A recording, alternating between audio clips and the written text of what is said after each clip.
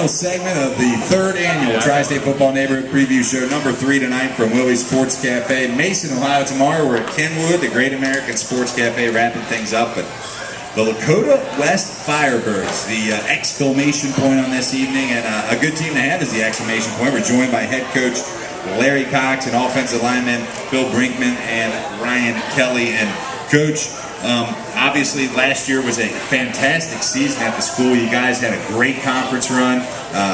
Co-champions of the GMC, had a really good showing in the playoffs. Suffering just a 3-point loss there to Anderson in the first round. A lot of things to build on, but you also had some players graduate, so a lot of new blood coming in there for you. You know, what from last season coming into this year you think is your most comfortable point, and things that you look at as strength of your football team? Well, I think the biggest challenge that we did face was the fact that you lose 34 seniors off a conference championship team, a playoff team. It's what can you expect out of the upcoming class? And fortunately, to their credit, they've answered that bell really, really well. They work really, really hard. They've been great to practice with. And, you know, the expectation doesn't change. Now that the bar's been set, that'll never change. And these kids really, they practice and they work out with a chip on their shoulder because it's now our time to shine. And, you know, I think that's the biggest thing that we want to be able to do. And this senior group has done a great job of getting not just themselves, but the whole team to elevate their level of play, to say, hey, you know, there's a tradition now here at West, and there's an expectation, and we've got to live up to that. When you look at this team, Coach, you know, obviously you got to be very happy with all that you got going on up front in the offensive line. That's usually one of the toughest things to replace at this level. Good players there. You know, it seems like year in and year out you can plug a running back in, but when you look at this offensive line, tell us what makes them so special. Well, you know, when you look at what we graduated, we only graduated really one off of what I call one off our starting line, and that's Kevin Schlomer. You know, now we had another kid that sort of spot played in there, but for the most part, the nucleus is there. Cody Bowling at tight end. I mean, he had 3 starts last year, and he had a lot of playing time, so I technically look at him as a returning starter.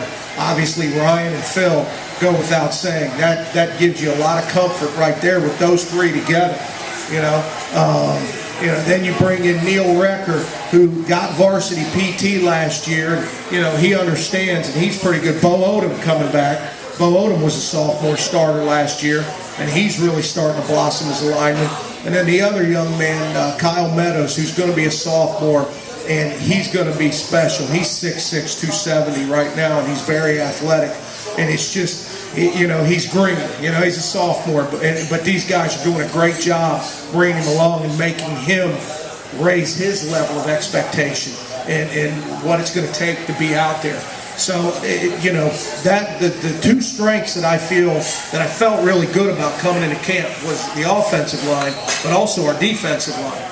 You know, when you got guys like Matt Fox down here and Blake Bell coming back, those are 2 anchors that are going to be really, really difficult to block. And then with the emergence of Mike Danoff, who's a young man that came out this year, and heck, he's 6'3", 240 pounds as a defensive end, and he's really starting to come on.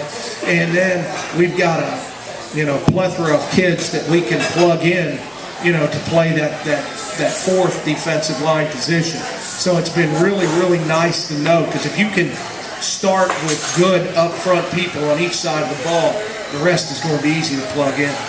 Yeah, you talk about winning up front. Last year, you had a breakout running back, Jordan Thompson, that really came from, you know, pretty much out of nowhere, and to lead the GMC in rushing. And, you know, the offensive line obviously has a key in it, but of your skill players, is there a guy out there that this year's Jordan Thompson that, you know, guys like Greg and I really haven't heard about, but we're going to be writing about him come postseason time as you know, just outstanding performer? I would say at this point, a junior by the name of Marcus Davis. Marcus has really began to emerge and assert himself as a tailback, and quite frankly, instinctively, he might be a little sharper than JT at this point. Wow. You know, and he's only a junior. He's got excellent speed, catches the ball real well out of the backfield. You know, he's 5'11", 190 pounds, but he plays much stronger, but he's got a really good burst. And, you know, we're real excited about the emergence of his abilities.